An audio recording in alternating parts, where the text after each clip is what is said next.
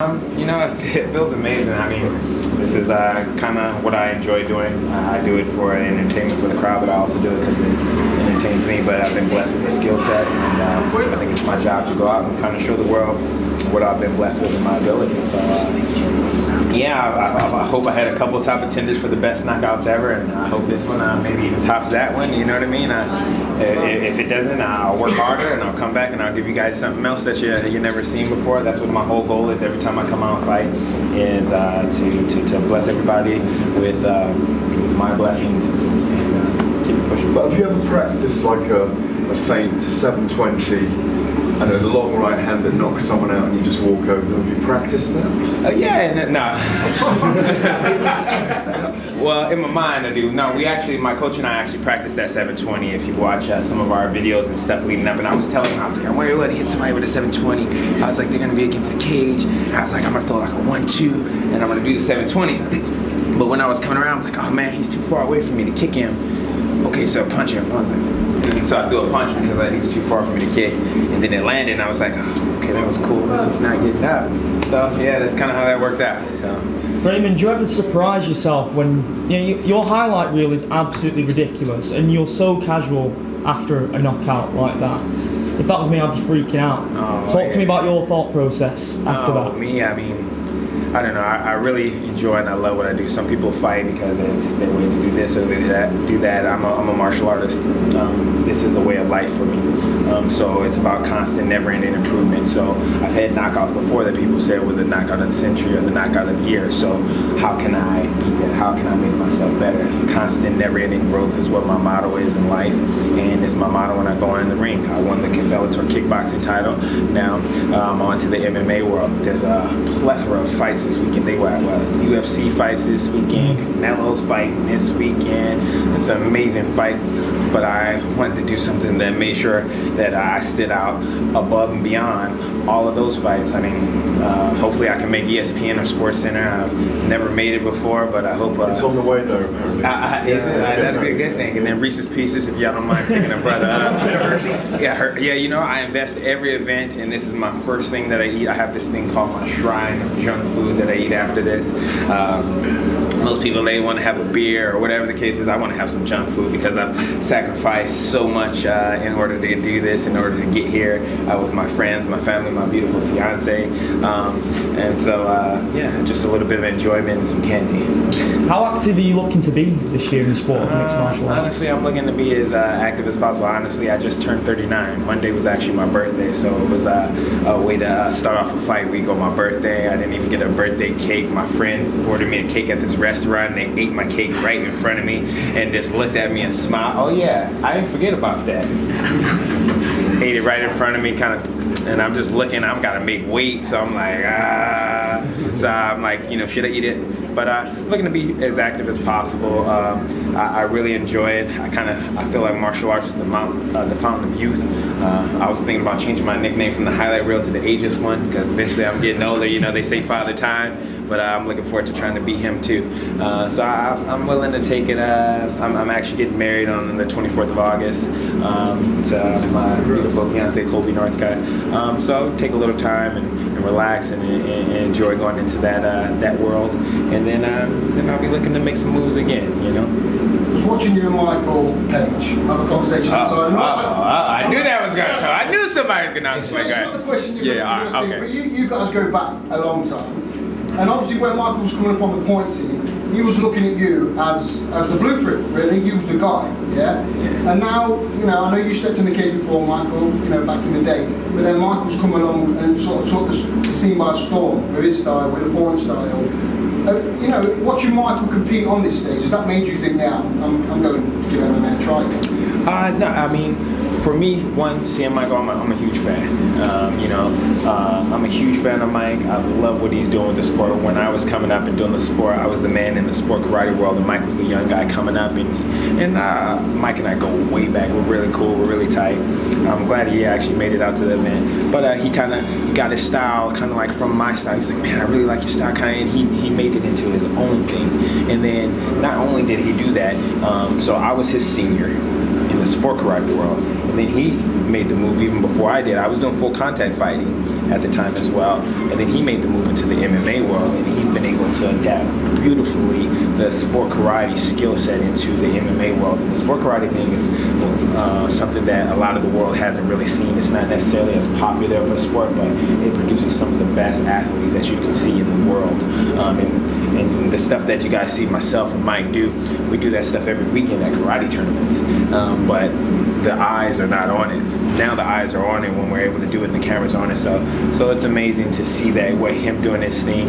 I wish him all the success. I hope and pray that he wins this title coming up. Well, actually, he's fighting a good friend of mine, Roy. If he fights Roy, then I really won't know what to say because I'm really good friends with Roy and I'm really good friends with Mike. So then I might I'm just gonna sit here and be quiet. But I wish him all the success all the way to the top. He deserves it. He's earned it. He's got a big task ahead of him next week in Douglas Lima. Douglas Lima is an amazing fighter and athlete. So I expect fireworks from them next week. And he's my senior now, and proud of him. Raymond, you mentioned in the cage about the double champ stage, but not just double champ stages. There are close guys doing it on lightweight, welterweight. You want to do it welterweight, kickboxing, welterweight, and MMA. Is that the last real big feat for you to do before sort of academic-wise?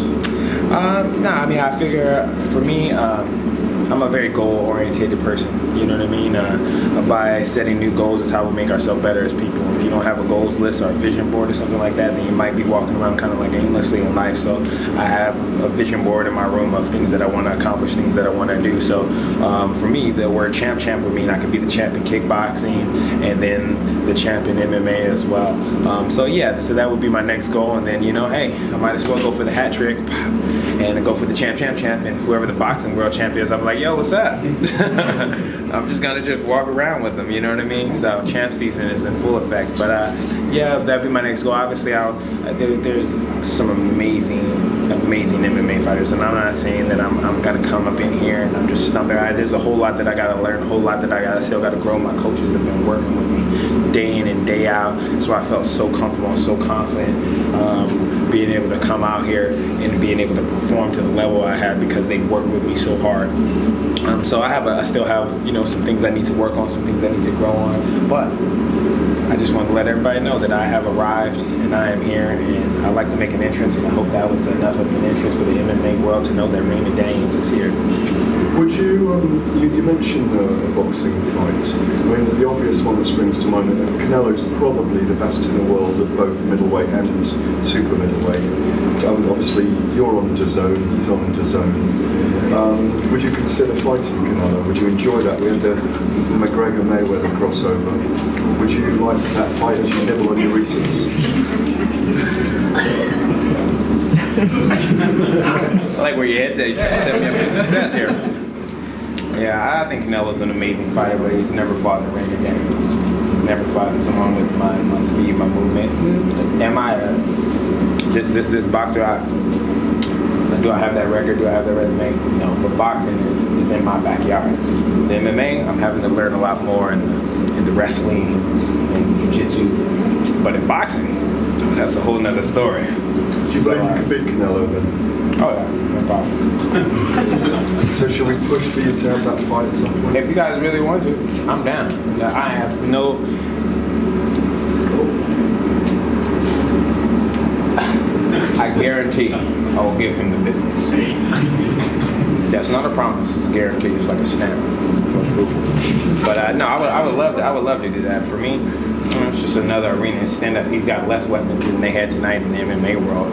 And for me, I love kickboxing. I won't get to kick anybody, so you guys won't get to see that flash. However, these work really well too.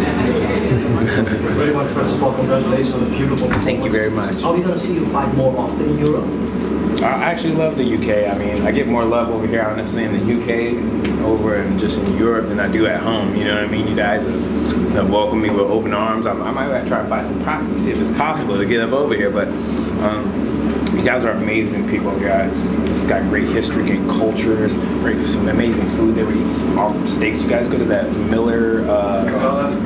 Yeah. They had some steaks last night. I'm sitting there looking like, man, I want a steak.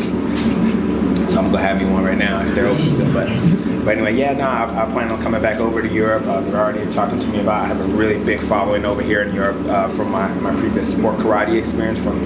I've been traveling over here for 2 decades now. In fact, I have a seminar tour over here in Europe coming up in September. I have a seminar tour in September over here in the UK, so I travel around and hit up some different towns and cities and stuff, and teach martial arts, my sport karate stuff. But yeah, no, I'm definitely looking back over to come back over here. Everybody's welcoming me with open arms, so as long as you guys still want me over here and enjoy me coming, and I'll be more than happy to come on and put a show on for you guys over here. Delighted you have you. Thank you very much. Raymond, Thank you very much. Sorry. Last question. Okay. One question I've got to ask you, I think we all want to know the answer. Someone that's met Chuck Norris, loads of times, how tough is he? Chuck Norris is an awesome guy. So I'll tell you guys a quick story about that. So when I was a young kid, if I got time for the story, sorry. I was a young kid in a parking lot, and I saw Chuck Norris, and I run out, and I'm like, oh my gosh, Chuck Norris, can I get your autograph? But I don't have a paper, I don't have a pen. So I run back to get a paper and a pen, and I run back, but he was already kind of, already got swamped, so he's leaving. He's like, no, sorry, I don't have time. I'm like, I was kind of like heartbroken. So then later in the years, I got to World Combat League, and I actually got a chance to actually fight for Chuck Norris. And he didn't sign my autograph, but then eventually he started signing my paychecks, and I felt that was more valuable than an autograph. So true story, and but it's awesome. He's an amazing person. He's a great Christian man, and believes in God. And he's an awesome person to be around, and has inspired me and gave me some great words of wisdom in order to continue to push forward in life. Thanks very much, guys. That's a wrap. Thank you. Thank you, guys.